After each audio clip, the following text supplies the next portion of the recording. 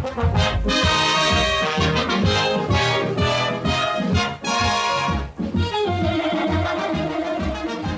morning, afternoon, and evening, listeners. Welcome back to the Air Force Judge Advocate General School podcast. I'm Major Laura Wheat, and I'm your host for this podcast. Now, today's episode is a very special edition because we are celebrating the 75th anniversary of the United States Air Force Judge Advocate General's Corps. So, for today, we have a lot of key JAG Corps personnel to give us brief overviews of some of the major events over the past 75 years in chronological order. We'll start in the late 1940s with the current Judge Advocate General, or TJAG, Lieutenant General Charles Plummer, discussing the creation of the United States Air Force and Office of the Judge Advocate General. We'll also get to hear a bit of his senior leader perspective. We'll then continue with Major General Mitch Neurock and Major General Chuck Walker, who are Air Force Reserve and Air National Guard assistants to TJAG. They'll discuss the 1949 creation of the Judge Advocate General's Reserve Department and continue on with some other notable events in the Air Reserve component history. Next, we'll move to the 1950s with Brigadier General Gail Crawford, the Director of Military Justice and Discipline, discussing the passing of the Uniform Code of Military Justice and creation of the Manual for Courts Martial. After that, we'll hear from Chief Master Sergeant Laura Puza, the Senior Enlisted Advisor to TJAG, to discuss the creation of the paralegal career field in the mid-1950s, as well as other notable events related to our paralegals. After that, we'll come back to Brigadier General Crawford with the Military Justice Act of 1968. Next, Colonel Brett Landry, the Chief of the Air Force's Trial Defense Division, will discuss the creation of an independent defense counsel program in the mid-1970s. We'll also hear an audio recording from a former TJAG, Major General William Moorman, discussing the program.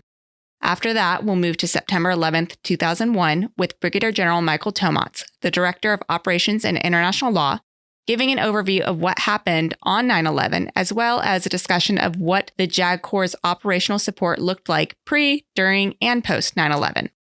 Next up will be retired Lieutenant General Rives, the 15th TJAG, to talk to us about JAG Corps 21 in 2006, followed by the 2008 promotion of the TJAG position from Major General to Lieutenant General. After that, we'll hear from Colonel Shelley Frank, the Director of Inspections and Standardization, to tell us about the 2011 creation of the Inspections and Standardization Directorate. We then get to hear from Colonel Lenora Phillips, the Chief of the Victims Counsel Division, regarding the 2013 creation of the Victims Counsel Program. Next, we take it back to Brigadier General Tomatz to hear about the 2019 creation of the United States Space Force. After that, we'll hear from our current Deputy Judge Advocate General, Major General Rebecca Vernon, to tell us about the 2019 JAG Corps realignment. Then, Brigadier General Christopher Brown, the lead Special Trial Counsel, will talk about the creation of the Office of Special Trial Counsel in the early 2020s. After that, the Chief of Military Justice, Law and Policy, Colonel Andrea Hall, will tell us about some other significant changes to military justice as a result of the 2022 and 2023 National Defense Authorization Acts, or NDAAs.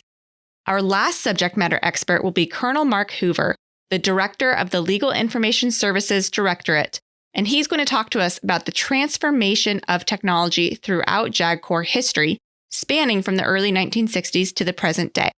But we won't stop there. At the end of the episode, we'll get a little glimpse into our future generation. You'll hear from a handful of recent students here at the JAG School who are new to the JAG Corps, and they'll tell you about their inspiration to join the Air Force and what they look forward to in their service of our Corps. Now, as I'm sure you can guess based on the number of events to discuss, this episode is longer than our other episodes, but we really wanted to keep all this rich history in one place as one episode. So, without further ado, I'm going to turn it over to the Judge Advocate General, Lieutenant General Charles Plummer, to kick us off on our chronological journey of the Air Force JAG Corps. Hello, I'm Lieutenant General Charles Plummer. I'm the 19th Judge Advocate General for the Air Force and the 2nd Judge Advocate General for the Space Force. 25 January 2024 marked the 75th anniversary of the United States Air Force Judge Advocate General's Corps. Our Corps has come a long way in the past 75 years. Back in the 1940s, Colonel Desmond O'Keefe, who was the Air Force Judge Advocate of the Army, advocated for the creation of a separate Air Force. and later for the creation of the Office of the Judge Advocate General.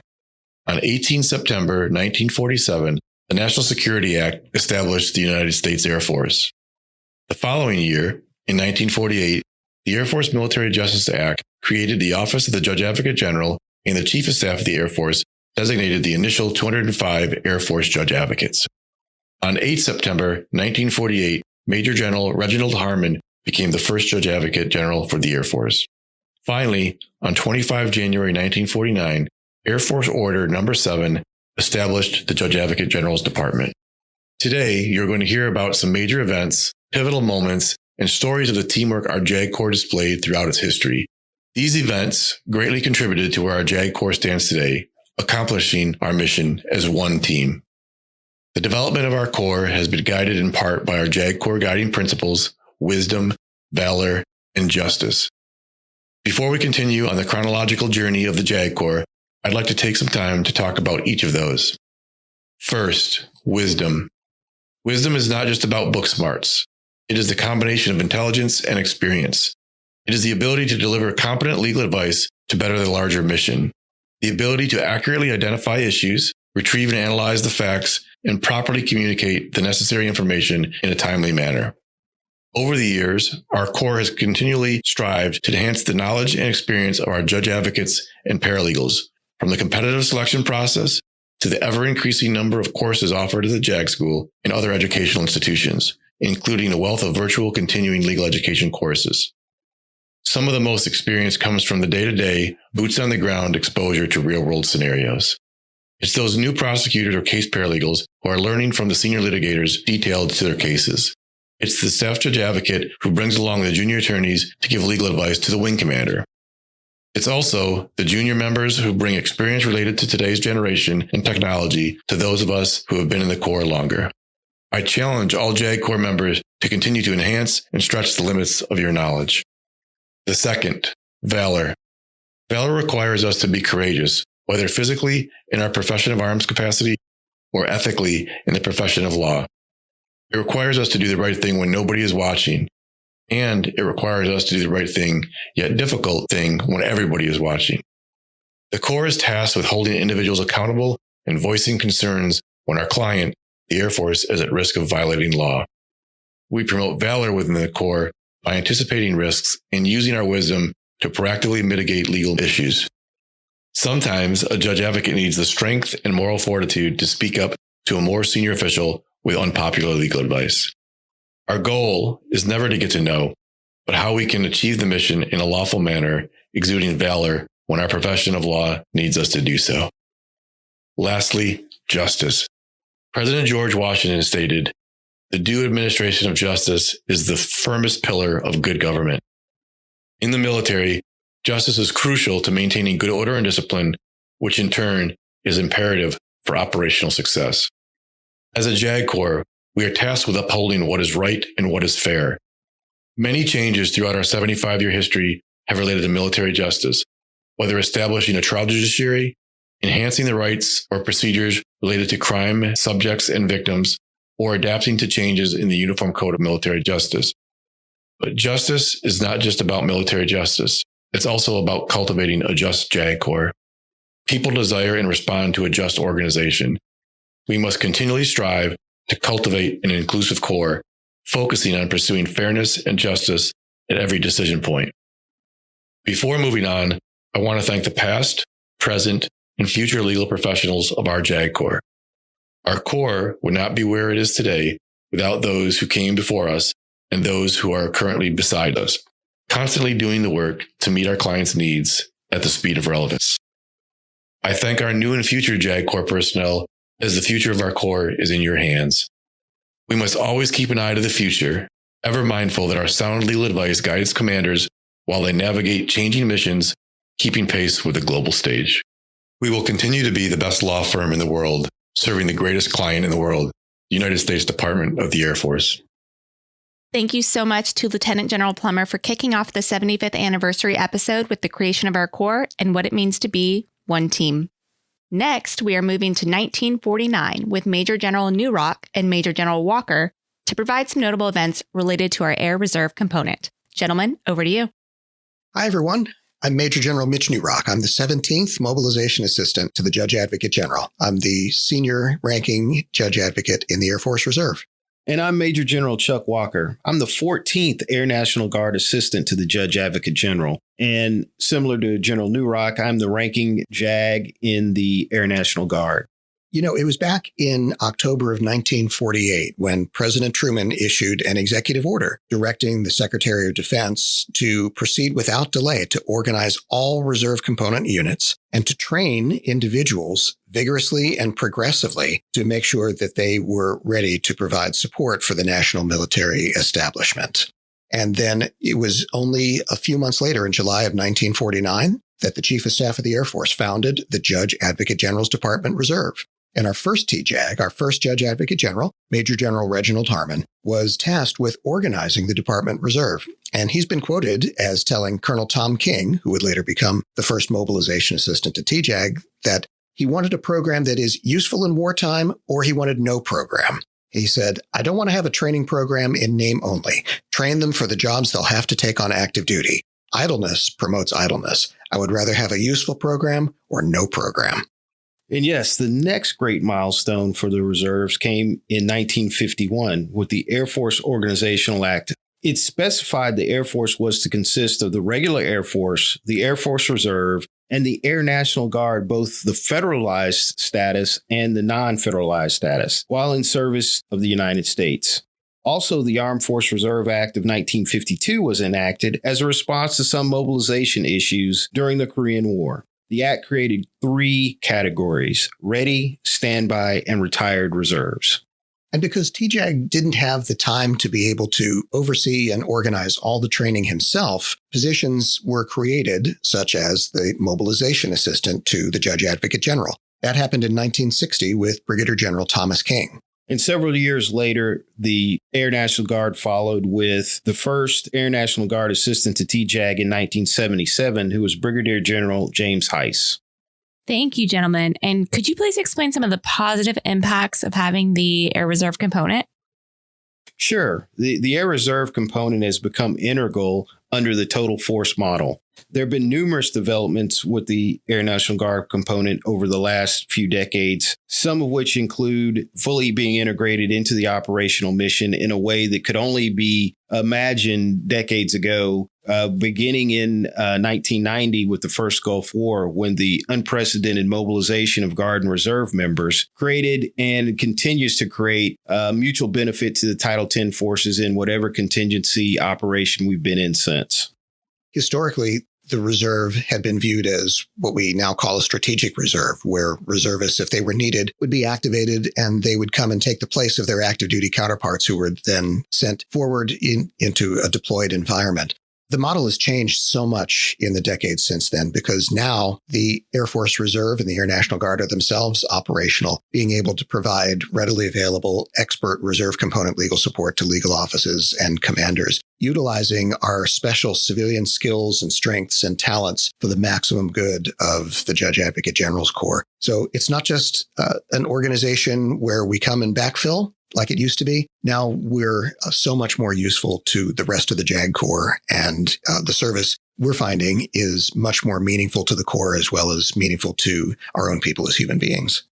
Well, back to the point about what is the Guard and Reserve today, comparatively speaking to what it was at one point, the move from a strategic reserve to an operational reserve, that truly the active duty missions today, because of the end strength limitations, the active duty can't do the steady state missions without the ARC. And that's a fundamental shift from what had historically happened in the United States, that Congress would authorize the end strength to be what it was needed to support the steady state missions. Whereas now, increasingly over the last 30 years, the Guard and Reserve have been tasked to be part of that steady state rotation, most notably what we see in the Middle East, where we're providing 10, 15, 20, in some cases 30% of the forces to the combatant commander for what effectively is a steady state mission with no declared war on anyone. And then that's a fundamental shift, which has allowed the ARC members to gain expertise and longevity of the Title X mission that we've never had before.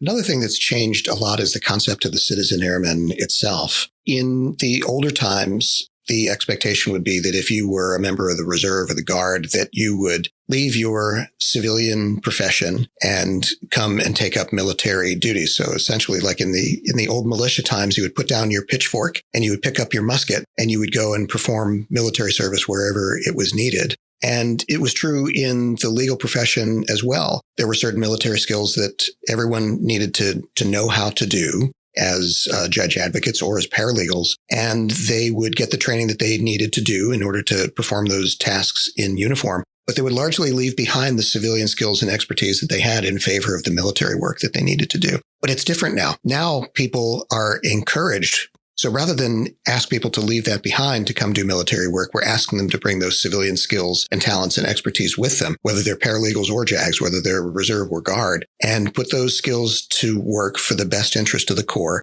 And not only does better legal work get done in uniform when people do that, but it also helps them to teach the active duty and raise the active duty skill level also. Yeah, and I think that highlights exactly where we are in the 21st century. You know, you look at missions like the cyber missions, where I've seen JAGs bring their civilian expertise because they may work for a federal agency, that to do some of these complex cyber operations, we don't have the authority to actually undertake the mission. And you have to partner or engage with other agencies where we may have reserve and guard judge advocates and paralegals who work in those agencies, have the clearances and are doing that in their day job, so to speak, so that when they're activated with the active duty, they actually are able to have the relationships already formed and the ability to do things that we otherwise wouldn't be able to do on the active duty in some of these more emerging and exquisitive missions that are out there due to cyber and the other threats that we're faced in the 21st century. So the point about leaving your pitchfork and picking up your musket, the skill sets we have are basically interchangeable in many respects to what we're doing in our civilian lives. So we truly are a force multiplier for active duty in that we bring everything to the table and we're not leaving something behind. Incredible. Thank you, gentlemen, for providing some of the historical events related to the Air Reserve component, as well as elaborating on the importance of the Air Reserve component to the total force. Next up, we have Brigadier General Crawford.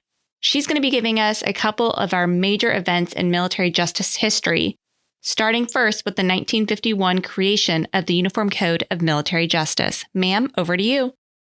Hi, I'm Brigadier General Gail E. Crawford, and I am the Director of Military Justice and Discipline for the Department of the Air Force. On 5 May 1950, the Uniform Code of Military Justice, or UCMJ, was passed by Congress. On 8 February 1951, that next year, President Harry S. Truman signed Executive Order 10214, which prescribed the Manual for Courts-Martial, or MCM, which was effective 31 May of 1951. The Manual for Courts-Martial contained the Uniform Code of Military Justice, as well as other resources for the administration of courts-martial. Now, prior to the UCMJ, there were the Articles of War and the Articles for the Government of the Navy, which both had changed very little since they were enacted before the Revolutionary War. For many years, many experts advocated for the creation of a unified system of military justice for the armed forces. World War II saw over 16 million Americans serve as members of the armed forces and approximately 1.7 million courts-martial during the war.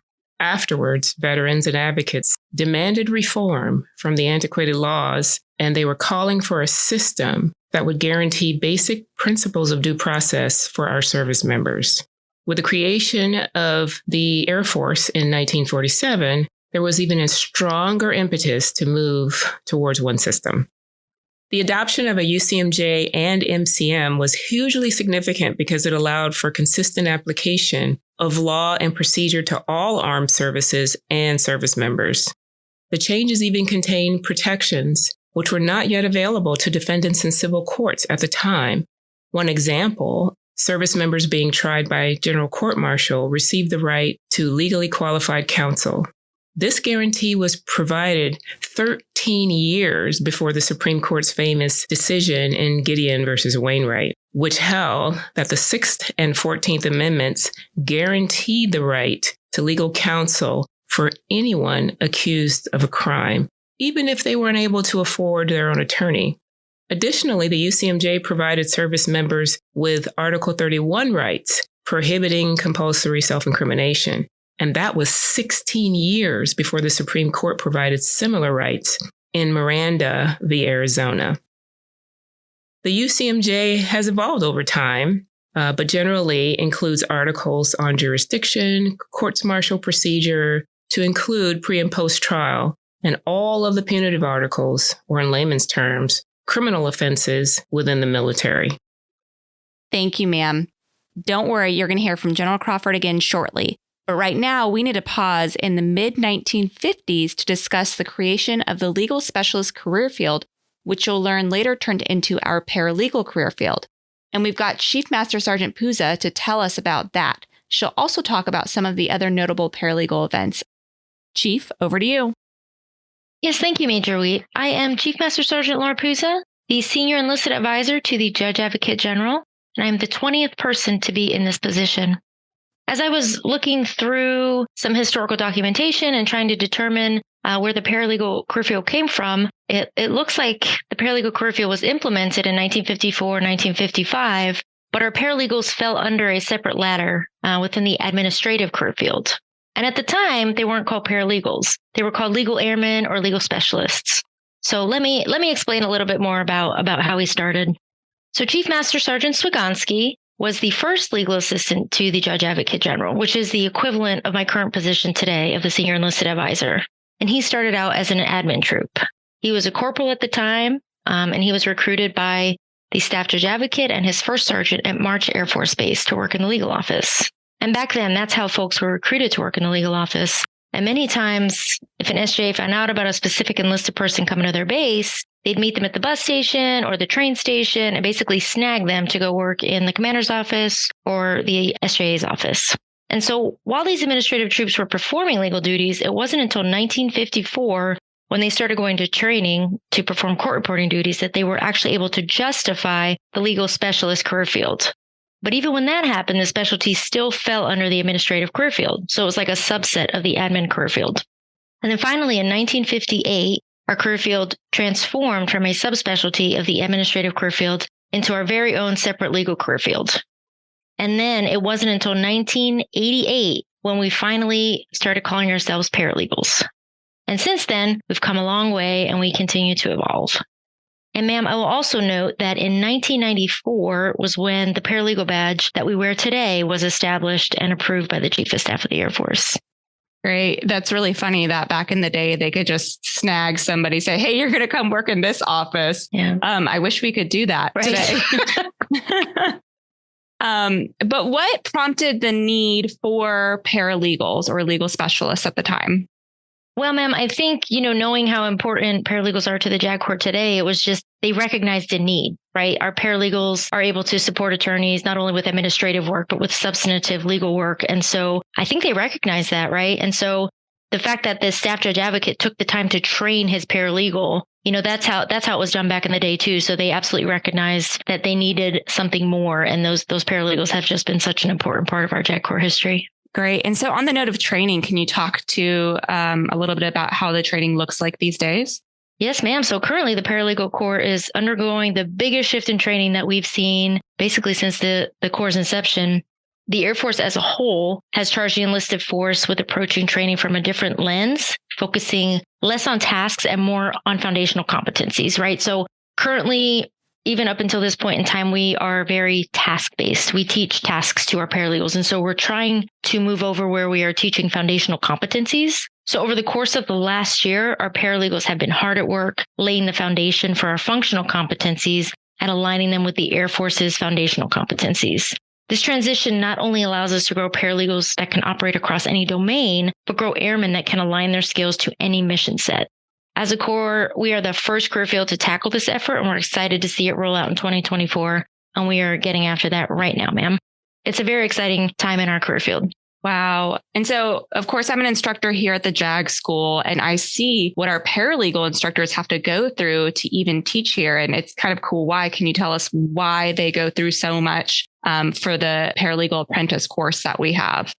Yes, ma'am. So at our last utilization and training workshop, we actually doubled the amount of time that our paralegals spend in the paralegal apprentice course. And that was because when we looked at the data across the field, we had our 3-level paralegals out in the field doing a lot more than we thought they were capable of, but they were proving the fact that they could do these tasks that were above and beyond what we were training them in the schoolhouse. So we took all of that into consideration and basically revamped the paralegal apprentice course. So the goal is when we send our folks out to the bases, they are more prepared to do the duties of a paralegal. And with that, we teamed up with the American Bar Association, or the ABA, who approved the Community College of the Air Force Paralegal Degree Program in 2006. And this ABA approval signifies the degree program meets the recognized standards of sound paralegal education programs.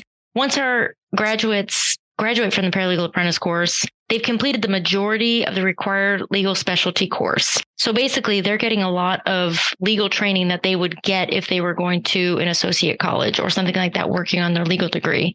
So after they graduate the paralegal apprentice course, they just have to take a couple of general education requirements like English, math, and ethics course, and then they can submit their paperwork and be awarded a paralegal associate degree. That's been approved by the ABA. Wow, that's great.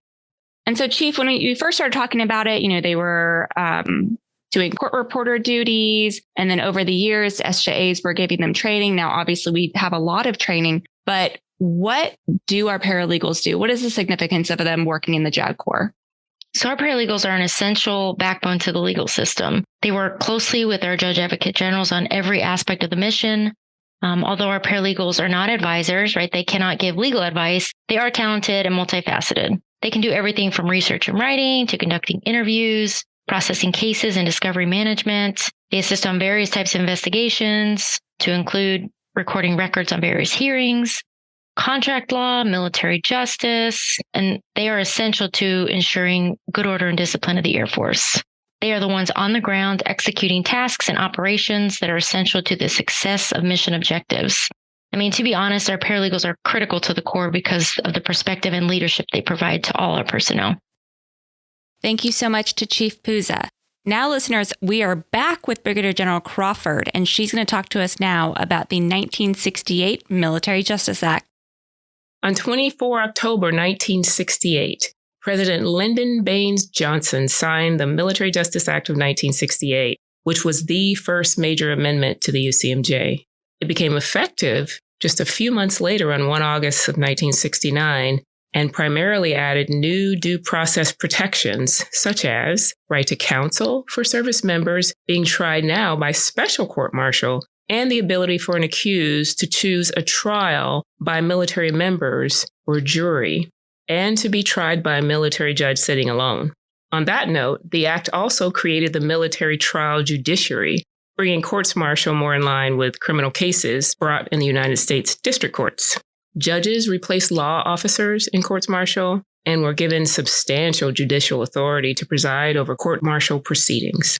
The act also changed the boards of review to become the courts of military review, allowing them to function as true appellate courts. Now, that would not be the last major amendment to the UCMJ or the MCM. As our society evolved, more changes were needed, which I know will be discussed later in this episode. But that is how it all started.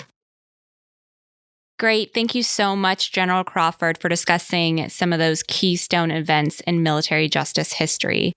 Another big event that will be talked about next by Colonel Landry is the creation of the Independent Area Defense Council program in 1974.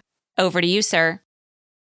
I'm Colonel Brett Landry, and I'm the Chief of the Air Force's Trial Defense Division. I'm here today to speak to you about the origins of the Independent Trial Defense Division, which has its roots in 1968 with the passage of the Military Justice Act. So picture this, let's go to 1974. We're 6 years after the passage of the Military Justice Act, which was designed and effectively modernized our military justice system to bring it more in line with the federal system that civilian attorneys and judges are more familiar with. As current practitioners today know, there's a lot of civilian interest and policymaker interest in our military justice system. That was no different in 1974. And one of the primary concerns from civilian policymakers and practitioners who looked at the military justice system was the lack of an independent trial defense counsel division. As you'll hear about from some people who lived through it here shortly, to include the 13th Judge Advocate General of the United States Air Force, Major General William Moorman. At the time of the creation of the Trial Defense Division, defense counsel were assigned essentially on an ad hoc basis, and it was not unusual for defense counsel to be assigned from the same chain of command that supervised trial counsel. Commentators and observers unsurprisingly questioned the fairness, whether through actual concerns, but at the very least significant appearance concerns of that arrangement. And how could a defense counsel who was rated by the same individual who was advising commanders on the disposition of offenses truly be considered independent? So in 1974, the Air Force, as is our wont, went first and moved out and pioneered an independent trial defense program. That pilot program established several independent defense billets and lasted for approximately 1 year to great reviews. The reviews were so overwhelmingly positive that then Chief of Staff of the Air Force, General David Jones, on the 22nd of July, 1975, approved the creation of an independent trial defense division, which planted the seeds for what you know now as Air Force JAJD, or our Trial Defense Division. Today, we are manned by almost 200 dedicated Air Force active duty defense counsel, active duty paralegals, civilian defense counsel assistant program coordinator, and now, as of about a year and a half ago, 8 defense investigators who assist our defense counsel in the representation of airmen in the field, airmen and guardians. Our mission statement, I'm proud to say, is largely unchanged from the original version that was adopted in the early 80s, which establishes that the mission of the Trial Defense Division is to further the Air Force and Space Force missions by providing America's airmen and guardians with independent world-class representation in a zealous, ethical, and professional manner. Stated even more clearly than that, I'd like to quote the words of then TJAG Major General Thomas Bruton from 1983, while the independent trial defense program was still getting off the ground. He stated that we must not lose sight of the fact that, first and foremost, the defense counsel's primary duty is the representation of individual clients. To this end, the defense counsel owes each client the utmost in professional defense competence, tenacity, and loyalty, limited only by the bounds of law, ethics, and good judgment. It is not the job of the defense counsel to assist or make it easy for the government to establish or present its case. To the contrary, the independent defense structure pioneered by the Air Force was in part established to enable defense counsel to freely make those many difficult and sometimes challenging tactical decisions without fear of command interference or reprisal. I still use that quote today when I introduce our young area defense counsel, which is essentially our public defender equivalents in the Department of the Air Force, and defense paralegal into what it means to serve as a defense counsel and be a member of the Trial Defense Division. I want you to hear now the words of Major General Moorman, which were preserved on audio tape, to describe and compare and contrast how the detailing of defense counsel prior to the establishment of Trial Defense Division worked with the current process with how defense counsel are detailed. And I'll hope you come away with an understanding of, one, not only why an independent trial defense division was necessary to preserve the actual fairness and appearance of fairness of our military justice system, but with an understanding of the importance of the work done by this division.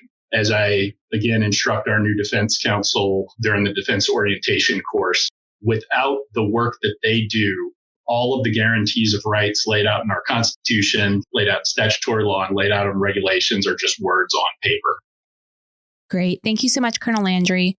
Now I'm going to go ahead and hit play on the applicable portions of the oral history we have with Major General Moorman. Pretty quickly after you became certified, you would wind up defending a case. Defense counsel and trial counsel both worked for the staff judge advocate. We talked about it periodically among the captains. We talked about our concern as to whether or not we would ever work for an SJA who would pressure us as defense counsel in our defense role to roll over. Never saw it happen, thank goodness. And candidly, in those days, I think that one of the great advantages from a JAG perspective in the way the program was structured was that you would try a couple of cases as trial counsel, and then the next thing you know, you had a defense case to work. And then you go back and you'd try a case, and then you'd have a defense case. And I think we became much more rapidly very skilled advocates because we understood the other perspective. The Air Force created the ADC program in response to a DOD study addressing military justice and military discipline that surveyed the entire world and concluded that there was a perception among those who were subjected to discipline that they couldn't get a fair break because their defense counsel worked for the commander's judge advocate, the staff judge advocate. And so all this in particular, the Army and the Air Force took a similar approach. The Army and the Air Force decided to set up an ADC program with independent defense services to address the perception. As I said, I never saw a situation where an SJA pressured somebody who was doing their defense counsel job to do anything other than give it their professional best. But I think the decision to implement the ADC program was absolutely the right one, because in terms of the people who are engaged in the justice system and the people who were being tried by the justice system, perception is their reality. And if they perceived that they couldn't get a fair break, then there was no way that military justice was going to work right until we fixed the perception. Big thank you to Colonel Landry as well as retired Major General Moorman. Okay, next on our timeline, we are going to a very specific date, September 11th, 2001. For those of us who are alive during that time and can remember it, we know that that was a hugely pivotal moment in history. So we're going to have General Tomatz talk to us about 9/11, as well as what our operational capabilities in the JAG Corps has looked like before, during, and since that time. Sir, over to you. I'm saying good morning because it's morning here in Washington, D.C. I am addressing you from my office in the Pentagon, which is significant to what I'll be talking about. I am Brigadier General Mike Tomatz, the Director of Operations in International Law. My boss is the Judge Advocate General, and I am one of the 3 directorate leaders here that helps to shape and advise in my particular portfolio. Just a brief outline, I have 5 different divisions that I supervise, and I'm going to be talking to you primarily about the operations in international law aspects following 9/11. Great, sir. So if you could start by giving us a brief overview of what exactly happened on 9/11 for those of us who are maybe too young or maybe not even alive and don't remember anything.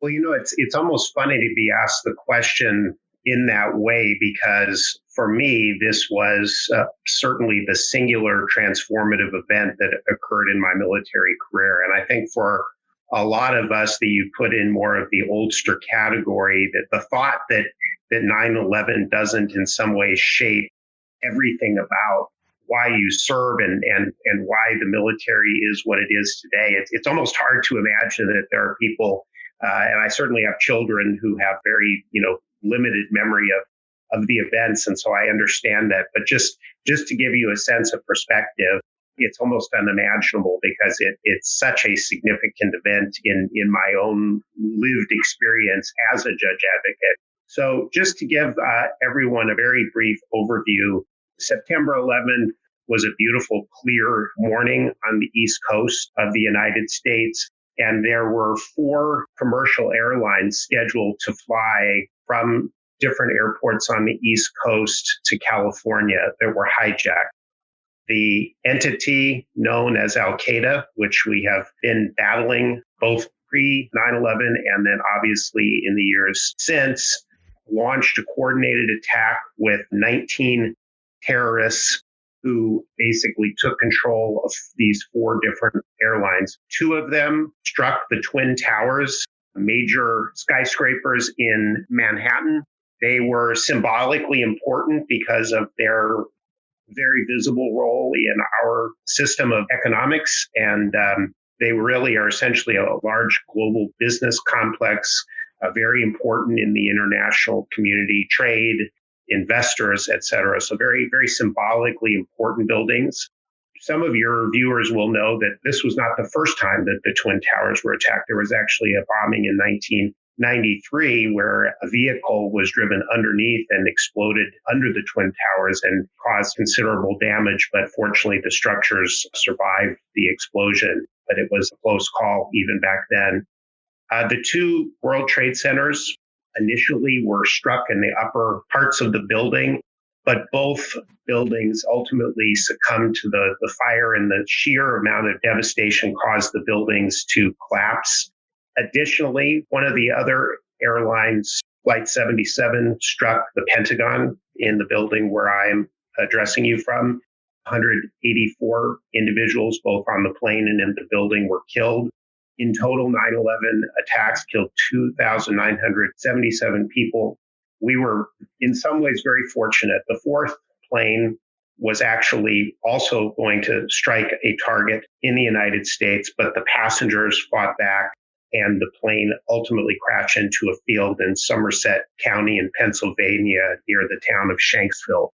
On that day, and this is why it lives in our memory and in some ways is a day, as Franklin Roosevelt said, of December 7th, the day that will live in infamy, because the attacks killed 2,977 people.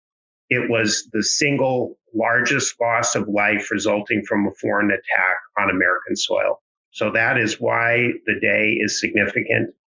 I remember it well, and people will often say, where were you on 9/11? I was actually at the Army Judge Advocate General School in Charlottesville, Virginia, attending class.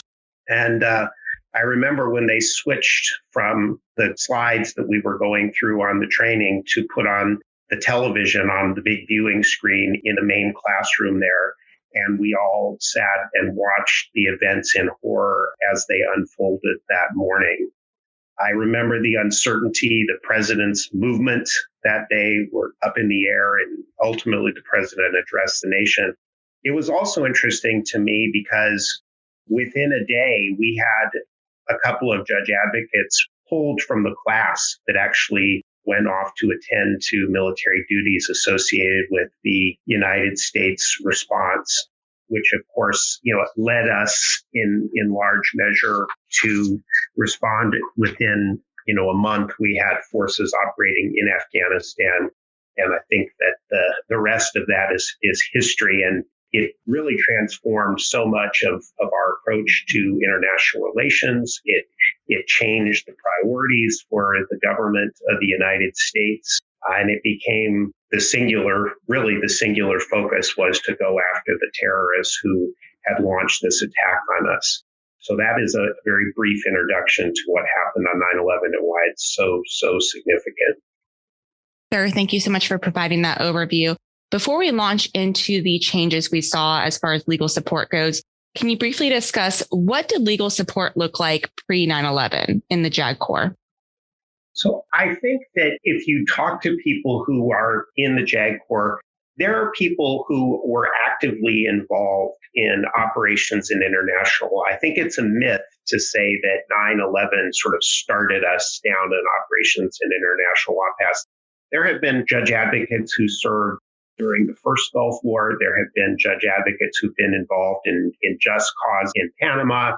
I remember pre-9/11, I deployed on humanitarian operation to Grenada.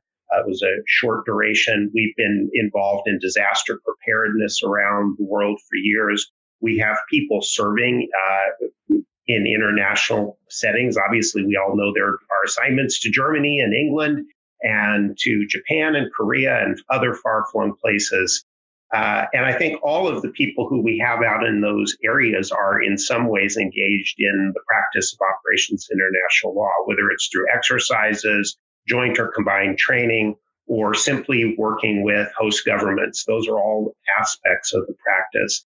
What changed with 9/11 in some ways was the scope and scale, and also the risk that our personnel encountered, because when you're in Germany, you generally consider yourself in a pretty safe location. When you're at an austere forward operating base or location in Afghanistan, which is being mortared, there is a fundamental difference. There's a fundamental difference in the way that you have to train not as a lawyer so much, but as a soldier or an airman or someone who's out in an operational setting.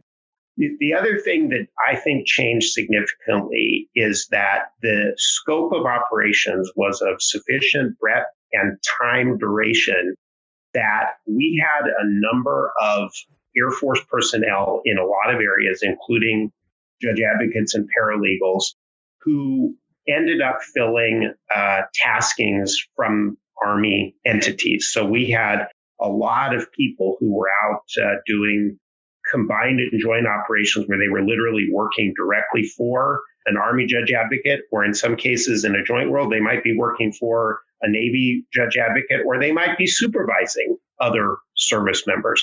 But they were involved very much in joint operations, and the taskings were pretty darn heavy, particularly after we went into Iraq a couple of years later. Then the taskings were voluminous because we were covering locations in Afghanistan. We had judge advocates, for example, who were directly involved in the training of Afghan legal professionals, so interacting with representatives of the government of Afghanistan on a regular basis. And we similarly had large numbers of people going into Iraq to fulfill a number of taskings, both at our expeditionary air wings, as well as embedded with different elements from other services, special forces missions. I remember when I was the staff judge advocate some years later at Horobert Field, we were routinely deploying people into some very remote locations. We had one judge advocate who actually went and trained with Navy SEALs out in California and ended up deploying out to Western Iraq to a very austere and in many ways challenged location. So a wide variety of taskings. We still have people, many people out in Iraq. We have people now working in different places in the Middle East. And of course, we continue to, as we evolve more toward great power competition, we see judge advocates being called upon to fulfill a number of different taskings that are out there in terms of training and exercise preparation and all the rest. I'm very proud of the fact that this year we initiated our newly revamped operations law course. It's a full 2-week course. That's a significant investment that our Judge Advocate General, Lieutenant General Plummer, made in training judge advocates in this very important area. It allows us to really invest a lot more time in specific legal training on everything from the law of armed conflict to domestic operations to brief introduction on space. And so I think it's a great course, and I think it's reflective of the continuing need to develop our expertise in this area. And it's an indication that as much as things evolved from back in the initial days of Afghanistan through operations Enduring Freedom and Iraqi Freedom, where we have huge numbers of people, it's just it's a demonstration of the continuing need and the continuing commitment to developing operations and international law professionals. Thank you so much, General Tomatz. And of course, we're going to hear from you again in a little bit with another topic. But for now, we are going to 2006. We've got retired Lieutenant General Jack Rives to talk to us about something we call JAG Corps 21. And then he'll also roll into the 2008 promotion of the Judge Advocate General position from a 2-star Major General to a 3-star Lieutenant General position. Sir, over to you. Thank you. I am Jack Rives. I was honored to serve as the 15th Judge Advocate General of the United States Air Force. Late in 2005, I was aware of force reductions would be mandated for the Air Force because of financial constraints. We assembled a team at Headquarters Air Force, and literally hundreds from throughout the JAG Corps and beyond worked on ideas. We took a clean sheet of paper approach to study and recommend how we would provide legal services for the Air Force in the 21st century. We decided on dozens of major initiatives to redefine and refine, really to transform the JAG Corps and to provide the best legal services in the future. In February 2006, the Deputy Judge Advocate General, General Charlie Dunlap, and I presented our proposals to the Chief of Staff of the Air Force, General Moseley.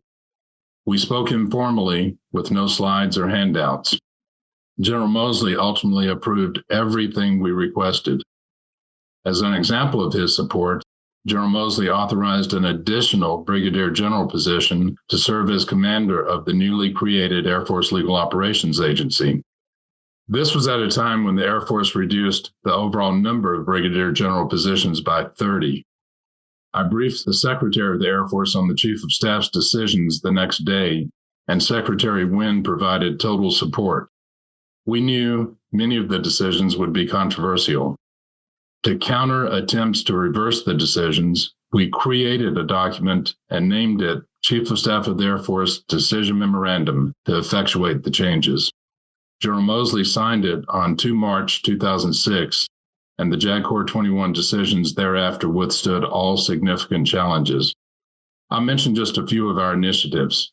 We created Air Force JA Field Support Centers, which augment legal offices worldwide with on-call reach-back support, perform tasks that are beyond the experience and expertise of installation legal offices, and provide crisis response resources. The creation of the Air Force Claims Service Center is an example of one of the new field support centers in action. Rather than the long-time, manpower-intensive practice of processing household good claims at Air Force bases around the world, individuals can now file their claims online at times of their choosing from anywhere in the world. Over 200 manpower positions were saved. This shows how JAG Corps 21 resulted in better legal services while generating millions of dollars in cost savings. Another important change involved the JAG School, which was transferred organizationally from a major command to headquarters JA. This resulted in a significant broadening of the JAG School mission, capitalizing on better funding and other resources. In 2 years, the JAG School staff increased from 33 to 64, and the operations and management budget tripled in 3 years. Thanks to the efforts of literally hundreds in the JAG Corps 21 transformed the Corps in the early years of the 21st century. Sir, thank you so much for providing that background on JAG Corps 21. Now, if we may, move on to the promotion of TJAG to the lieutenant general position. I'll first provide a brief overview. The advancement in grade was championed for several years by Senator Lindsey Graham and backed by strong support from dozens of retired judge advocates and former senior commanders.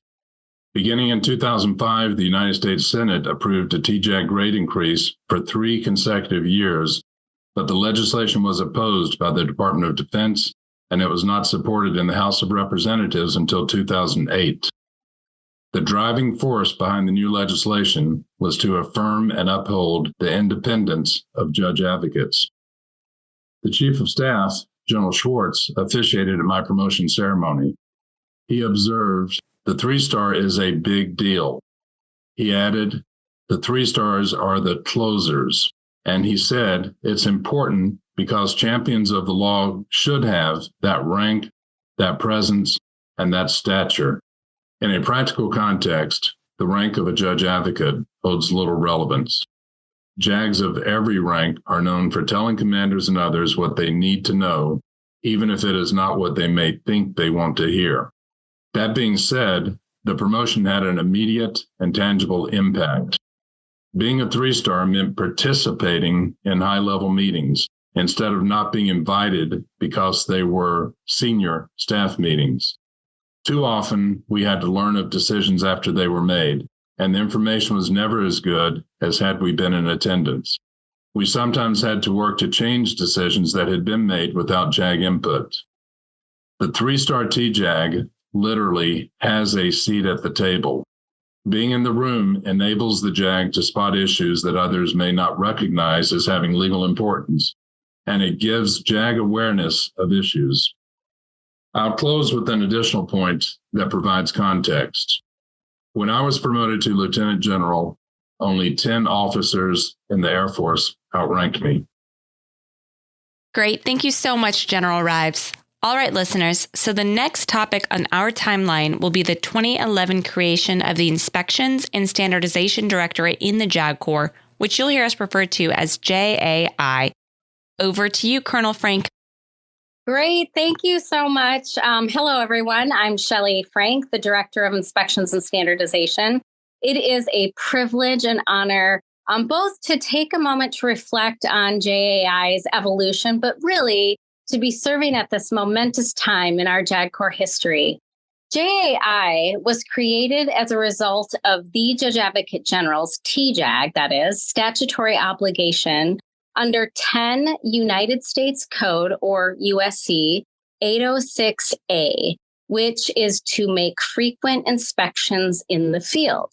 This authority, coupled with yet another statute, 10 USC 9037, recognizes the importance of an independent system of oversight within the JAG Corps to ensure our military legal system remains above reproach.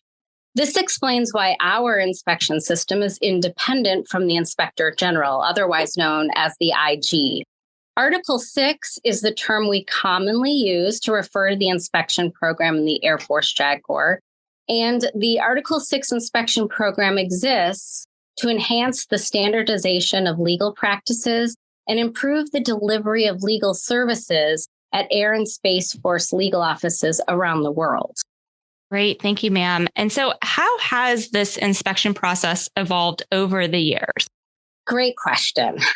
Although the statutory obligation to conduct frequent inspections in the field has been in place for many years, how the JAG Corps has executed this authority really has changed over the years.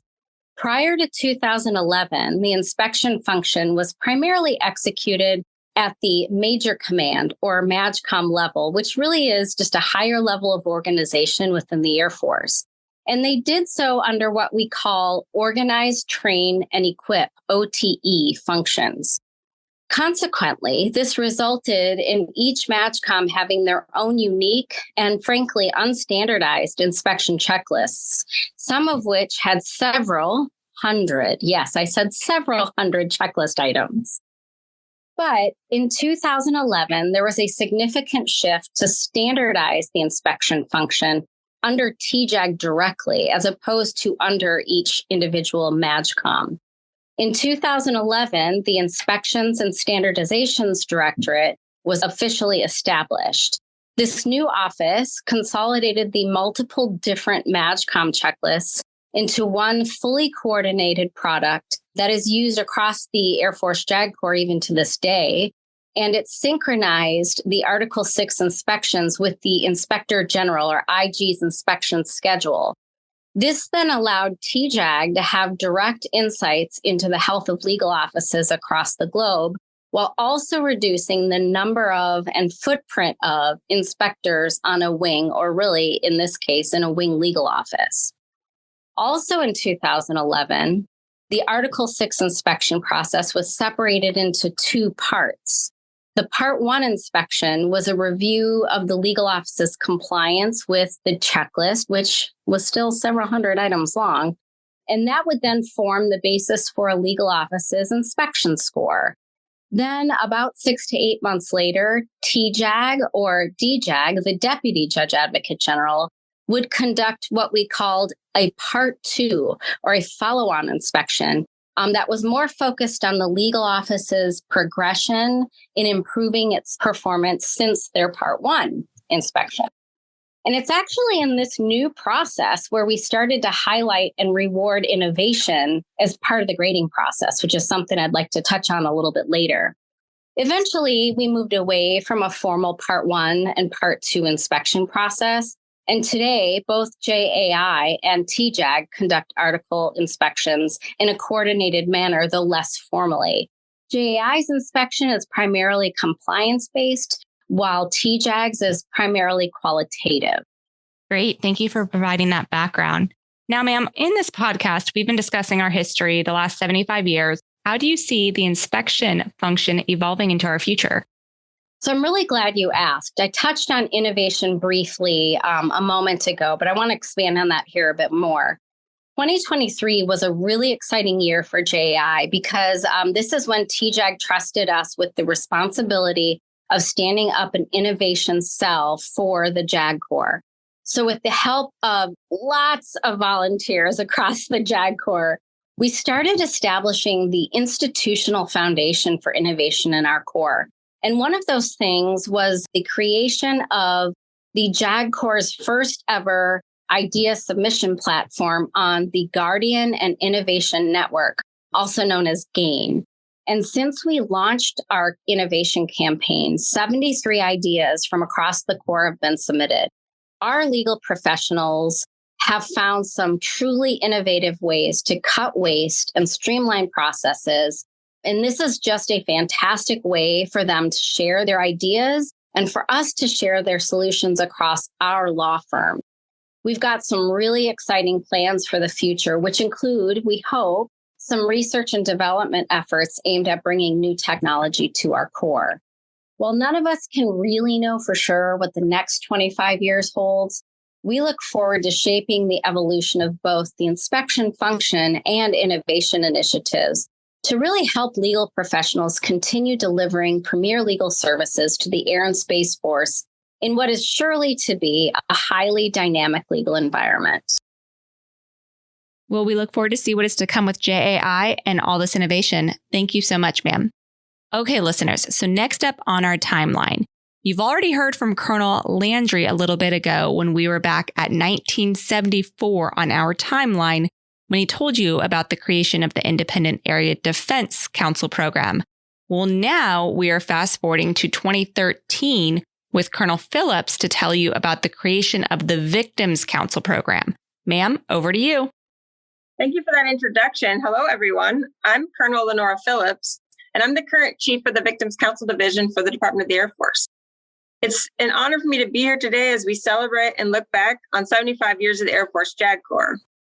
But as you heard, the Victims Council program is not that old. In fact, this month, the Victims Council program is only turning 11 years old. And given the rich history of the Corps, one could actually still call this program a relatively new program.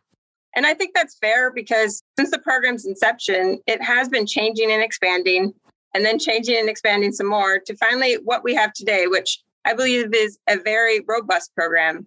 Now, that's not to say it's not going to change and expand even more. But where we are today is a program the Air Force JAG Corps and the many Victims Council before me should be very proud of. All right, so what is the Victims Council program all about?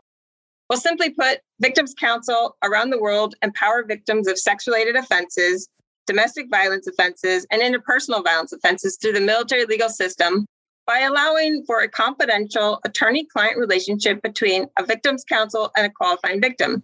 Now, at its core, this relationship gives victims a voice in the military justice process and provides victims with an attorney who will advocate on their behalf to protect their rights throughout the process. Now, that sounds robust, but it wasn't always that way.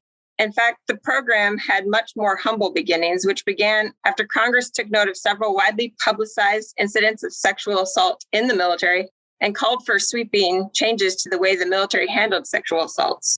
The first of those changes was in the National Defense Authorization Act of 2012, where Congress directed the provision of legal assistance to victims of sexual assault. Then shortly after that, in 2013, Congress called for the establishment of special victims capabilities.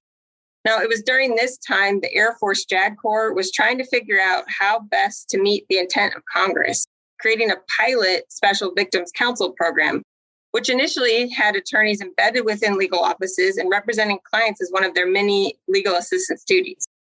However, by June of 2013, the JAG Corps recognized the need for SVCs to be separate from the wing chain of command, and therefore the attorneys were moved to their own standalone offices and realigned under the Air Force Legal Operations Agency. Then Congress passed the 2014 NDAA, codifying the establishment of the program by calling on the service secretaries to designate legal counsel to be known as Special Victims Counsel for the purpose of providing legal assistance to a victim of an alleged sex-related offense. Now, back in 2013, when the program first started, the Air Force had only 24 Special Victims Counsel and 10 Special Victims Paralegals, and that was in 22 locations worldwide. Now the program has grown to 57 Victims Counsel, 51 Victims Paralegals, and a headquarters staff. There are 5 of us here, actually, who lead and manage the program and the personnel at 48 locations around the world, more than double the size. This expansion of the program was necessary to keep up with the expansion of services. And Those services expanded both to whom the services were provided and the kinds of services received. For instance, in addition to officially establishing the program in 2014, Congress also expanded representation to child victims. Then in 2015 and 2016, Congress expanded services to Guard and Reserve members, DoD civilian employees, and charged military appellate courts with enforcement of victims' rights. Later, in 2020, Victims Council started representing victims of domestic violence. And more recently, in 2022, Victim Council also started providing confidential legal advice and services to victims of interpersonal violence, including workplace violence and sexual harassment. This expansion effectively executes the Department of the Air Force's push for a no wrongdoer policy approach to comprehensive and holistic victims' legal services. And that brings us to the present. Now, of course, given this is just a brief overview, I couldn't hit on all of the important things that the Victims Council has done over the years. But I did want to pause here at the end for a moment and celebrate the accomplishments of 2023 that may give us a glimpse into the future. Although not a new right, the Victims Council, more than any other year, gave victims a voice in the appellate courts, petitioning the Air Force Court of Criminal Appeals in 7 cases, and 2 cases were appealed to the highest military court, the Court of Appeals for the Armed Forces. In fact, this year, the Victims Council had the opportunity to present argument on victims' rights to privacy and due process in both courts. Now, we don't know the outcomes of these cases, but I think it shows how far this program has come. What started as a pilot program with attorneys working part-time has now turned into a mature practice area where the depth and breadth of the practice is expanded to a regular presence at the appellate level. Further, the cadre of graduated Victims Council is growing, and those that have left have spread the knowledge and passion for the practice within the Corps, helping to sew the practice into the fibers of the Corps and weave it into the Corps' culture, something that takes a lot of time and patience when you're dealing with an organization steeped in tradition such as the military. So yes, the JAG Corps should be very proud of how far the Victims Council program has come over the past 11 years. Just as proud as I am every day when I see how the current cadre of Victims Council remain energized to continue the incredibly important work of empowering and advocating for victims around the world. Great. Thank you so much, ma'am. And I have to add, as a former Victims Council myself, I'm proud to have been part of that program.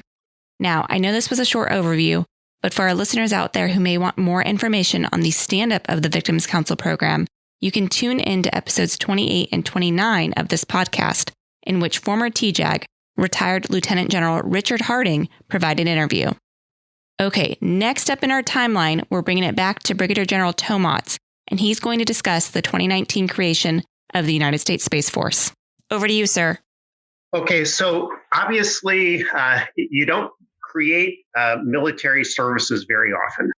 When you think about the last creation, it was another service we're all very familiar with, and that's the United States Air Force in 1947.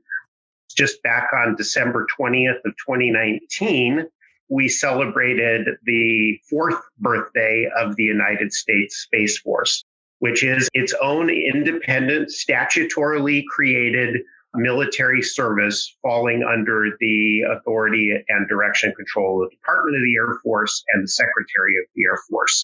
But like the United States Air Force, the leader of the Space Force is a 4-star service chief, our chief of space operations right now, General Saltzman.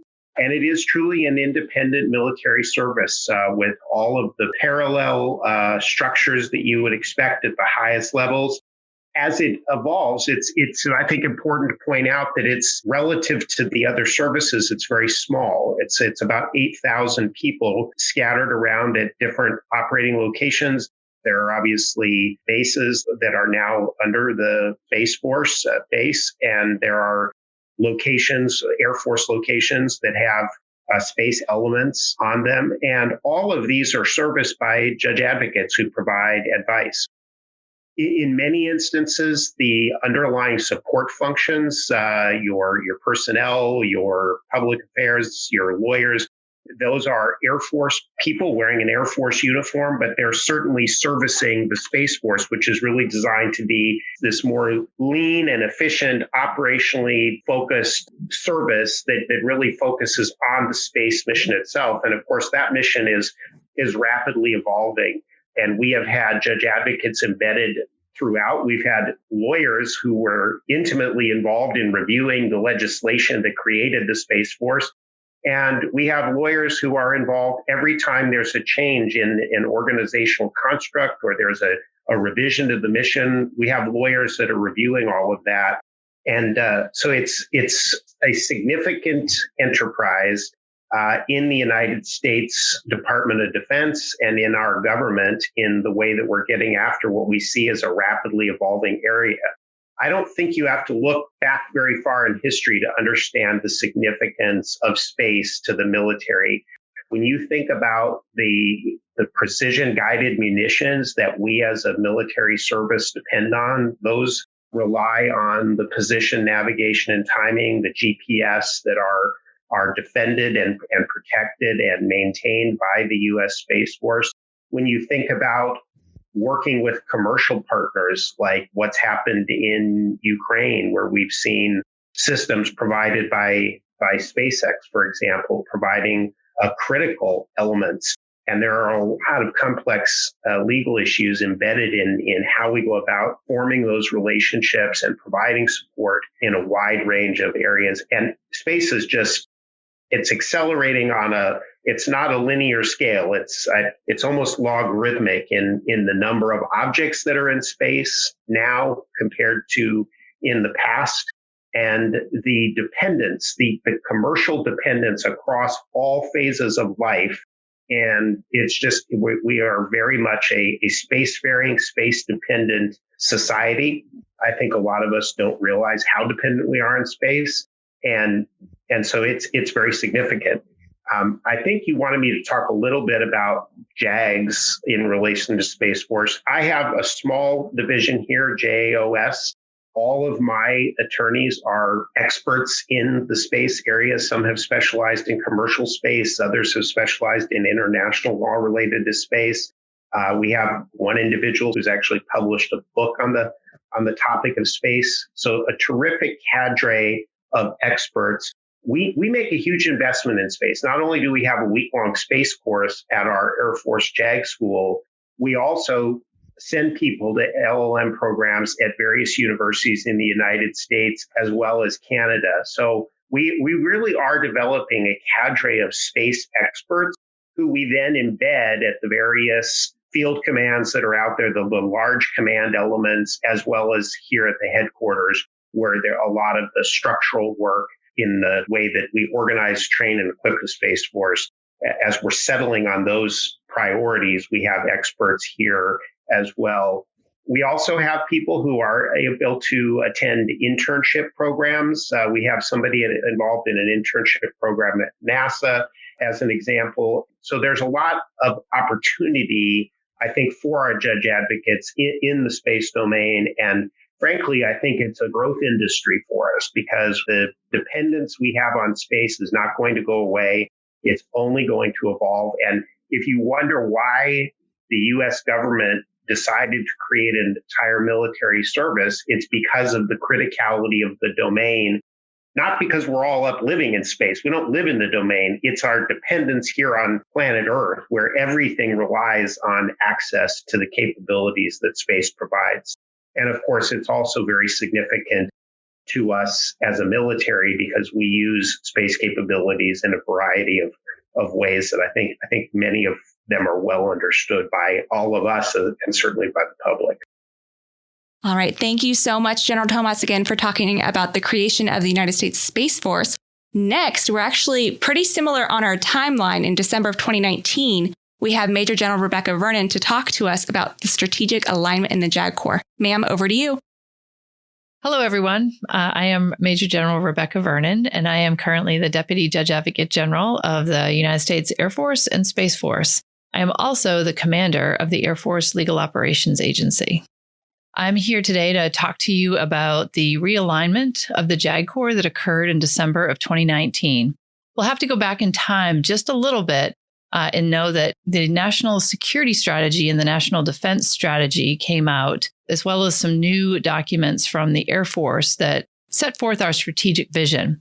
In response to that, in 2019, the JAG Corps redid its flight plan to make sure that we were set up in a way where we could provide the best legal services to the mission and to the people. And that was published in 2018. So as a result of that, we realized that it had been several years since we had done any structural changes within the JAG Corps, and yet many things had changed. We had the stand-up of the Space Force, we had new missions and capabilities that were added, and technology was changing at light speed, and we hadn't done anything to change to make sure that we were optimizing ourselves. Then TJAG, Lieutenant General Jeffrey Rockwell, directed an analysis of our JAG Corps roles, missions, capabilities, and functions at both the headquarters and the Air Force Legal Operations, or AFLOA, level to make sure that we were, as a JAG Corps, structured in a manner where we could provide comprehensive and critical advice at the speed of relevance. So as a result of that, in December of 19, after much study and talking to people and looking at how we were structured, which at the time, we were structured in a way that we had 8 directorates that were under the headquarters Air Force, and we had 6 directorates that were under AFLOA. So as a result of the study, we took a look at it and decided that we really needed to realign the way the JAG Corps was structured. And so in December of 19, TJAG announced the realignment. And under the realignment, it transformed those 14 directorates that I mentioned into 4. And the reason that was done is that when you think about the way that we provide legal services, we do them in really 4 domains of operation. You have military justice, you have civil law, and you have operations and international law. And then you also have leadership. So if you look at your basic legal office or Delta office, you see that that's the way legal offices are structured because that makes sense for the client. And so in looking at that from a headquarters level, it made us think about why don't we do that the same way? When people come to us for legal advice, it usually falls into one of those areas. And so at that point, we aligned the JAG Corps so that we now had the 4 directorates, really. And most folks hear about the 3, but there is a 4th one out there for leadership. But that was when we stood up the Military Justice and Discipline Directorate, the Civil Law and Litigation Directorate, as well as the Operations International Law Directorate. And then you also have the Leadership Directorate underneath it, which are things like the JAG School and the JAI, which does our inspections. Those are all to support the leadership and professional development of the JAG Corps. So they had their separate directorate. So all of that was done so that we could really optimize the expertise that we had and have a good synergy across the directorates. Because when you had so many of them in the past, and some were at the headquarters and some were at AFLOA, we lost a real opportunity to make sure that we had the right people together to work on issues. And we also wanted to make sure that we had the ability to, as we saw new issues arise in the field, that we could then have the same people that were helping answer questions to the field also then take and turn that into perhaps policy changes at the headquarters level. So it created this OODA loop of sorts that, or if we saw something in the field that required a change at the headquarters level, or if something that was coming down from headquarters was going to impact folks in the field, you had that ability to kind of seamlessly do that. And so, as we look back now, it's been, almost 5 years since we did the alignment.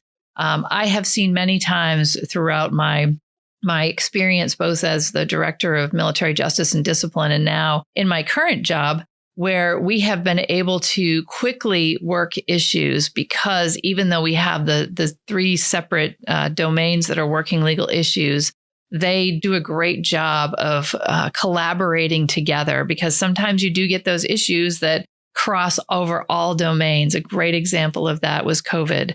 That was certainly something that had civil law issues, military justice, as well as ops and international aspects to it. And so we were quickly able to get the teams together and collaborate on that issue. There's lots of other examples of that where that really benefited the Air Force as well as us. We have some incredible legal professionals out there, and getting them together and harnessing the power of the team makes a great result. And so as we look to the future, as we're facing, great power competition, do I see that changing? Perhaps. As our current Judge Advocate General, Lieutenant General Charles Plummer always says, that our provision of legal services is derivative command. And so what command needs, we're going to optimize and change ourselves to make sure we're meeting command. So who knows what's in the future, but the JAG Corps is certainly at the forefront of leading change, and I expect that to continue into the future. Great. Thank you so much, Major General Vernon, for the overview on our Corps' strategic alignment. Up next, we have Brigadier General Brown to talk to us about the creation of the Office of Special Trial Counsel. Sir, over to you. Hello, everyone. I'm Brigadier General Chris Brown, the lead Special Trial Counsel for the Department of the Air Force. It is my responsibility to lead the Office of Special Trial Counsel for the department. Sir, thank you so much for being here today. Could you tell our listeners briefly, what is the Office of Special Trial Counsel, or OSTC, as we might refer to it as? Of course.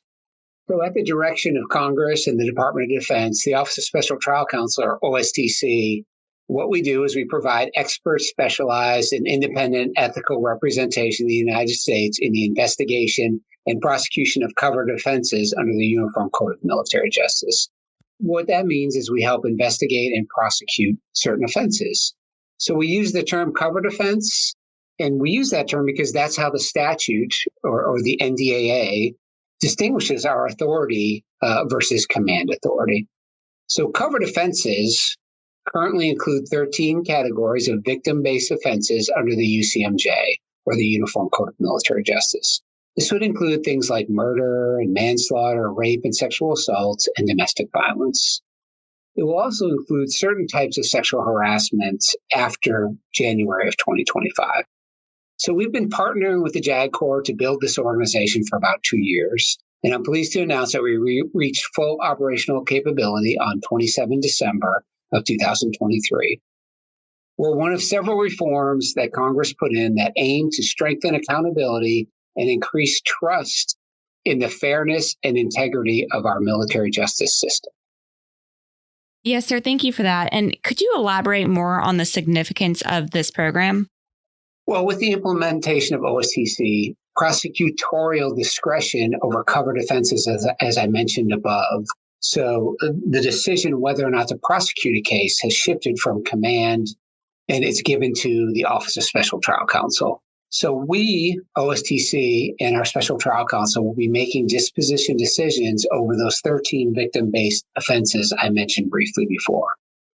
What is important to note is that we report directly to the Secretary of the Air Force without intervening authority. So that means that the decisions that we will make are independent of the chain of command for both the victim and the accused.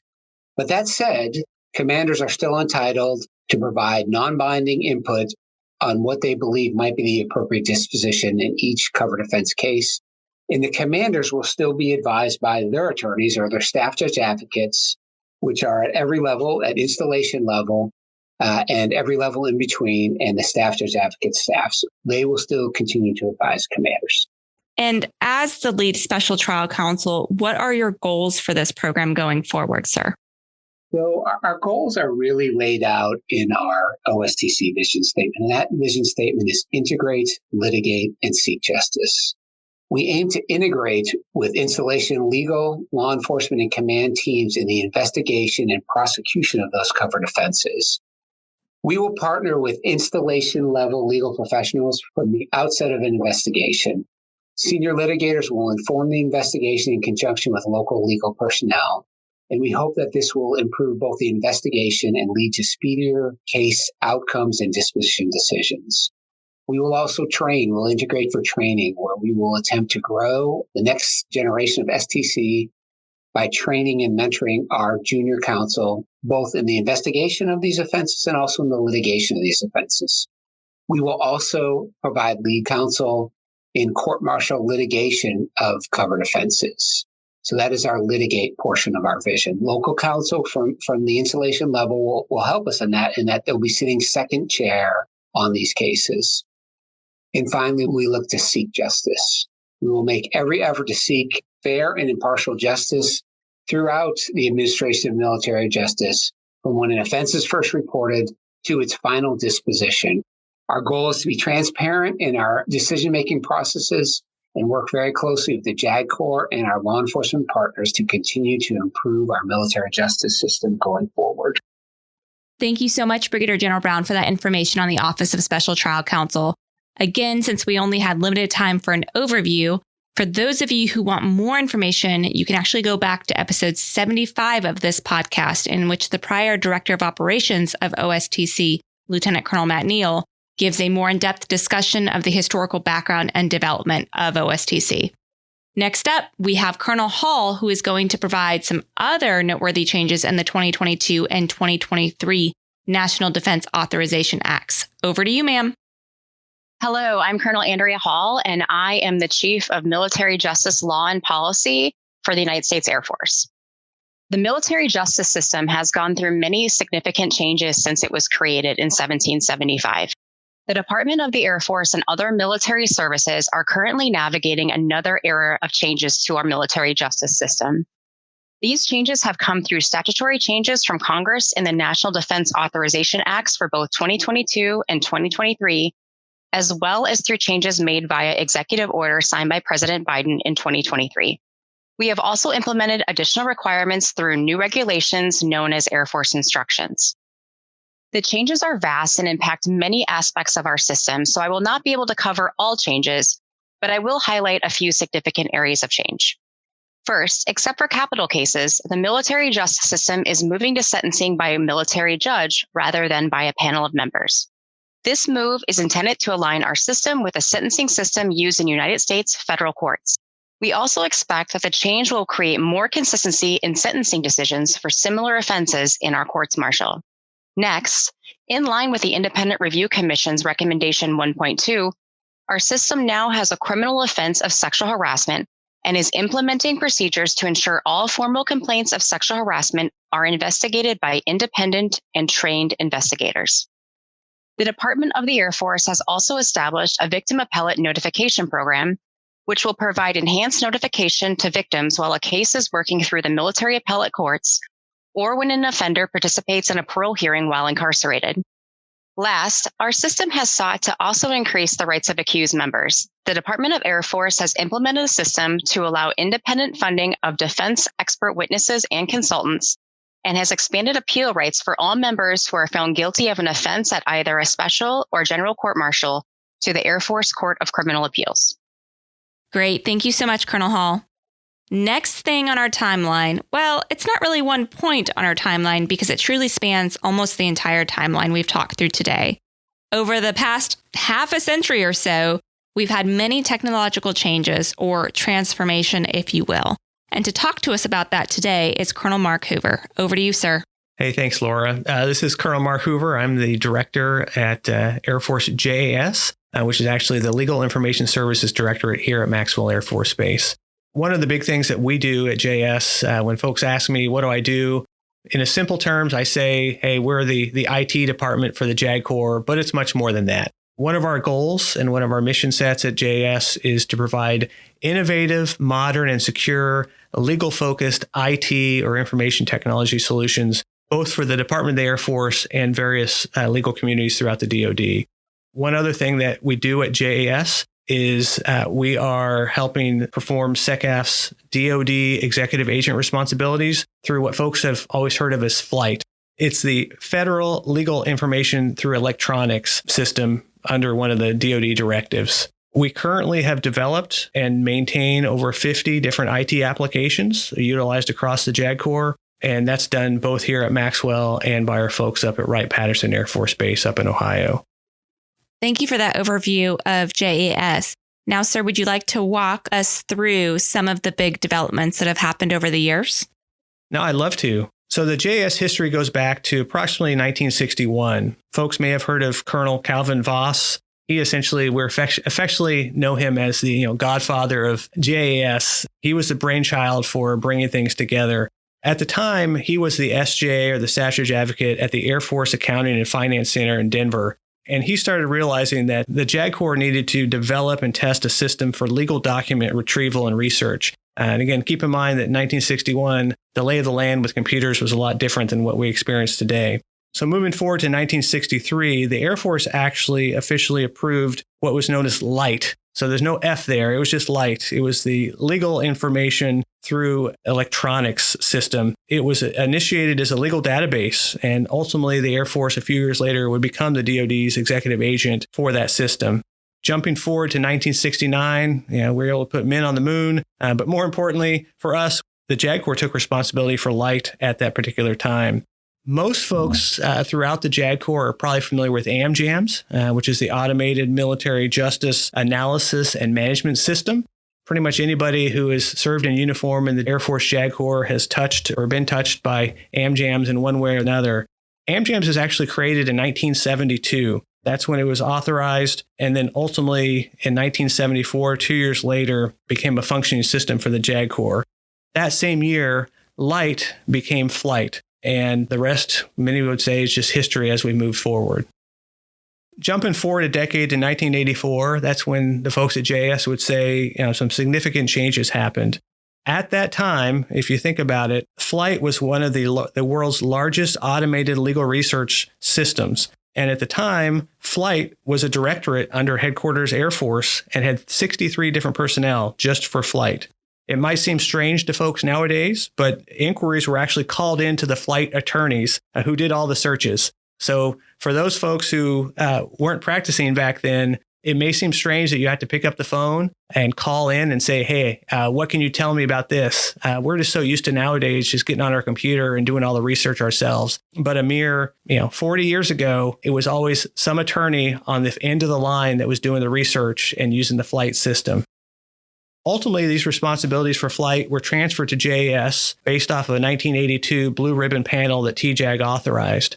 And then jumping forward to 1988, flight was deployed on an online computer as a research system. That same year, JAS actually created a JAG mail system. Those old timers may remember it. It was the sort of first email system that the JAG Corps was using Corps-wide. In 1991, flight was actually offered to other federal agencies on a fee-for-service basis, which further entrenched the Air Force JAG Corps' responsibility to help out our sister service JAG Corps. In 1992, probably one of the biggest things for us here at Maxwell that's important to think about is in 1992, JAS moved from what was then Lowry Air Force Base in Denver here to Maxwell Air Force Base. And only 1 year later in 1993, JAS actually adopted AMJAMS. Jumping forward to 1996, flight became the first computer-assisted legal research system accessible via the internet. And that following year, 1997, things took off with the release of multiple JAG Corps application systems. The first being AFSIMS, which is the Air Force Claims Information Management System, followed soon after in 2002 by WebLions for legal assistance, WebPDI for those JAGs out there who want to do their dream sheet, WebMag, which is for magistrate court, the suspense system, and WASP, which was a system used to track admin discharges in 2004, WebDocs in 2005, and then for the attorneys in 2008, the attorney bar licensing reimbursement system. Jumping back to 2003, JAS actually also began hosting the Court of Appeal for the Armed Forces electronic filing system and also hosting public sites for the Court of Appeals for the Armed Forces and also the Air Force Court of Criminal Appeals. So JAS was touching a lot of areas just outside of what typical JAG Corps legal practice was. In 2007, JAS actually established a JAG Corps-wide VTC, or video teleconference capability, which folks to this day have been using. And then in 2010, AMJAMS, or the Military Justice System, was converted from a client-based desktop application to a web version. So for those folks who were practicing military justice before 2010, you may not know this, but you actually had to go off your desktop, check a case out, do the work, and then check it back in. And it was always infuriating for folks when they realized that someone else had checked out a case. Nowadays, it's all web-based. And so folks, anybody who wants to go in and work on the case can work on the case. In 2016, JAS focused a lot on knowledge management and campus. So anybody in the JAG Corps nowadays probably has touched Flight KM or used campus for various training opportunities. The current big initiative that JAS has been working on probably since about 2012, but really in 2018, we started the migration to the cloud. And then in 2021, another big step for JAS, along with the JAG School, was when the annex was built. JAS moved from a building out by the front gate here at Maxwell and be co-located with the JAG school. And then more recently, in 2023, JAS was proud to announce in September the initial release of the AmJam successor, which is the Disciplinary Case Management System, or just DCMS. Followed quickly in January 2024 by the release of the OSTC, or the Office of Special Trial Counsel module for DCMS. That came into effect shortly after OSTC's authorities took effect on December 28th of 2023.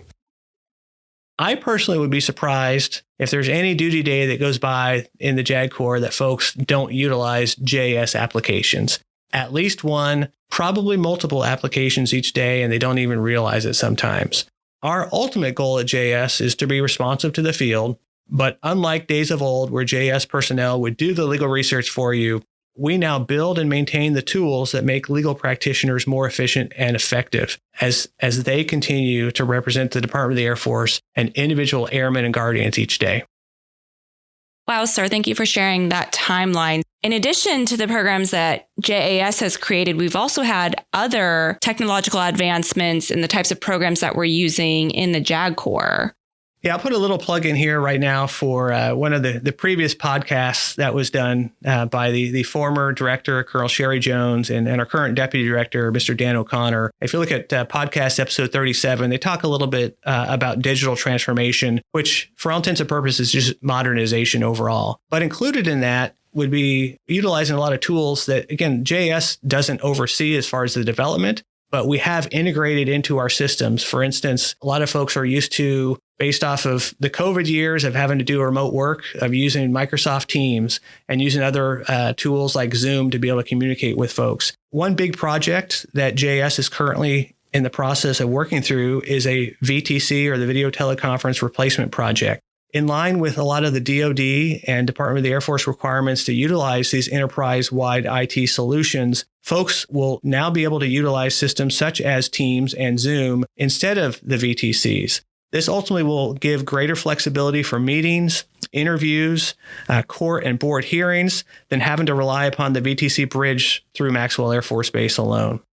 One other thing I did want to talk about was our big migration to the cloud. A lot of folks don't have a good grasp on what the cloud really is. All that really means for folks who are not technophiles, instead of having a centrally located server like we currently do have just right outside your door here down the hall at the JAG school, where all 50 plus applications are hosted and then shot out throughout the world through the one pipeline that leaves Maxwell Air Force Base. Think of the cloud as being multiple servers situated around the world that offer redundancy and extra security so that when one server goes down, another server picks it up.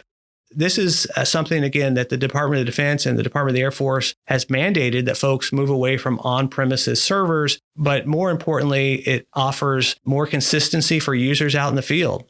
So besides DCMS and CLCMS, or the Disciplinary Case Management System and the Civil Law Case Management System, having to migrate to the cloud, we are actually migrating all our other 50 plus applications to the cloud as well. This includes Roster, which is much more than just the big JAG Corps-wide Rolodex that people use it for. Roster is what we rely upon to grant access and authority to the various JAS applications, and it's directly linked to whatever someone's status is in Roster. Thank you so much, Colonel Hoover. I know I personally can't imagine how I would do half, if not more, of my job that I currently do without all of the technological advancements. Okay, listeners, so we've reached the end of our timeline, but before we close out today, I wanted to leave us with some of our future. So I got the opportunity to chat with some recent graduates from our attorney and paralegal courses, and I want to turn it over to them so we can get an insight into the future generation of our JAG Corps and what they hope to see for the future. I'm First Lieutenant Jordan Anderson, and I joined the Air Force out of a lifelong interest in airplanes and air power, which began after my uncle, who was in the Army, took me to visit the Air Force Academy as an 8-year-old boy. I originally enlisted in the Air Force Medical Corps, but followed my passion for the law by commissioning to become a JAG. What I hope to see in my future service in the JAG Corps is the continued emergence of opportunities to practice in developing areas of operation, such as space and cyberspace. I'm most eager to see where new battlefields take military operations and the legal implications brought with them. Hi, I'm Airman First Class Mason Welch, and I joined the Air Force to get my life on track and provide a stable future for my family. I love and I am grateful for the opportunities I have received so far in the JAG Corps, and I've been especially inspired by Brigadier General Crawford's example of perseverance and determination.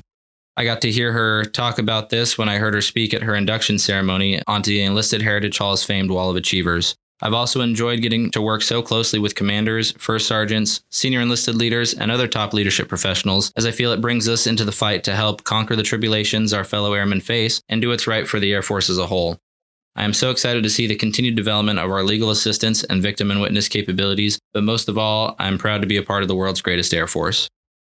I'm First Lieutenant Terry Adams, and I joined the Air Force because I was primarily raised by my father. My father was big on character, structure, and discipline, which reminded me of the core values of the Air Force, so I gravitated to what was familiar to me.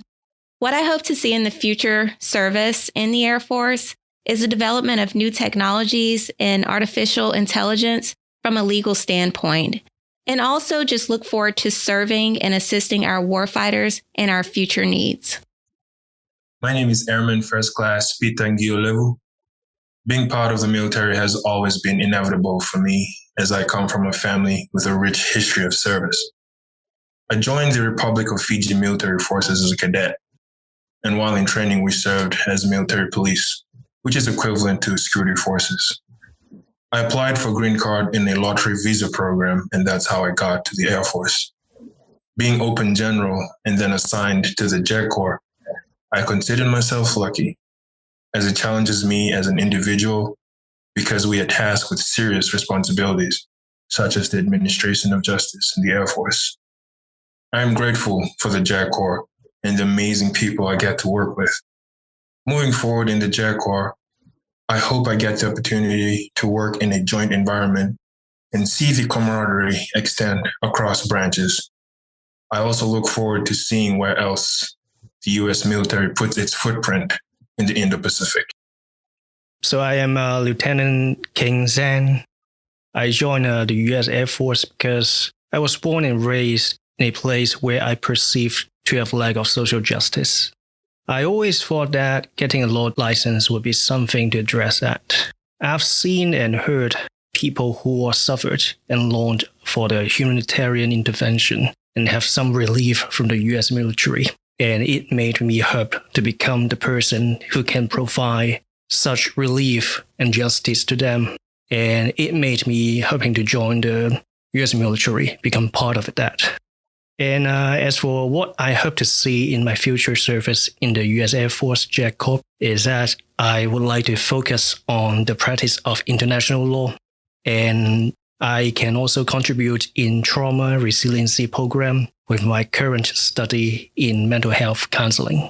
I hope to serve the people within the U.S. Air Force and also outside. All right, listeners, thank you so much for joining us on this special edition episode celebrating the Air Force JAG Corps' 75th anniversary as one team. With that, this podcast is in recess. Are you interested in joining the Air Force JAG Corps? You can learn more information at airforce.com/JAG. That's JAG. You may also call us at 1-800-JAG-USAF. That's 1-800-524-8723. Or you may email us at af.jag.recruiting@us.af.mil. That's MIL. Disclaimer: nothing from this show should be construed as legal advice. Please consult an attorney for any legal issues. Nothing in this show is endorsed by the federal government, the Air Force, or any of its components. All content and opinions are those of its guests and host.